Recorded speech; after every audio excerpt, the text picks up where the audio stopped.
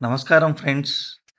నిన్న ముంబైలోని వాంఖేడే స్టేడియంలో జరిగిన హై వోల్టేజ్ మ్యాచ్‌లో చెన్నై సూపర్ కింగ్స్ ముంబై ఇండియన్స్‌ను ఏకంగా 103 పరుగుల భారీ తేడాతో ఓడించింది. ఐపీఎల్ చరిత్రలోనే ముంబైకి ఇది అత్యంత దారుణమైన ఓటమి. అసలు వాంఖడేలో ఏం జరిగింది? సంజు శాంసన్ ఎలా రెచ్చిపోయాడు? అనేది ఈ వీడియోలో చూద్దాం. టాస్ గెలిచిన ముంబై మొదట బౌలింగ్ ఎంచుకుంది. కానీ సీఎస్కే ఓపెనర్ సంజు శాంసన్ ఆ నిర్ణయాన్ని తలకిందులు చేశాడు. శాంసన్ ఆరంభం నుండే 4లు, సిక్సర్లతో విరుచుకుపడి కేవలం 54 బంతుల్లోనే 101 పరుగులు చేసి నాటౌట్‌గా నిలిచాడు. ఇందులో 10 4లు, 6 సిక్సర్లు, భారీ సిక్సర్లు ఉన్నాయి. మిగిలిన బ్యాటర్లలో బ్రేవీస్, కార్తిక్ శర్మలు మెరుపులు మెరిపించడంతో సీఎస్కే నిర్ణీత 20 ఓవర్లలో 207 పరుగులు స్కోరు సాధించింది.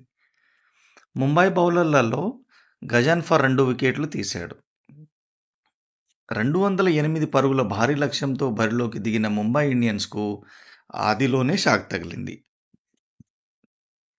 కేవలం 2.3 ఓవర్‌లోనే 3 కీలక వికెట్లు కోల్పోయి కష్టాల్లో పడింది.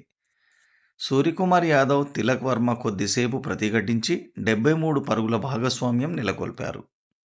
కానీ వీరిద్దరూ అవుటయ్యాక ముంబై బ్యాటింగ్ పేకమెడలా కూలిపోయింది. సీఎస్కే స్పిన్నర్ ఆకిల్ హుసేన్ తన మ్యాజిక్ స్పెల్‌తో 4 వికెట్లు తీసి ముంబైని చావుదెబ్బ తీశాడు. చివరికి ముంబై 19 ఓవర్లలో కేవలం 104 పరుగులకే ఆలౌట్ అయింది. దీనితో సీఎస్కే 103 పరుగుల రికార్డు విజయాన్ని అందుకుంది. ఈ విజయంతో సీఎస్కే పాయింట్ల పట్టికల్లో 5వ స్థానానికి చేరగా ముంబై 8వ స్థానానికి పడిపోయింది.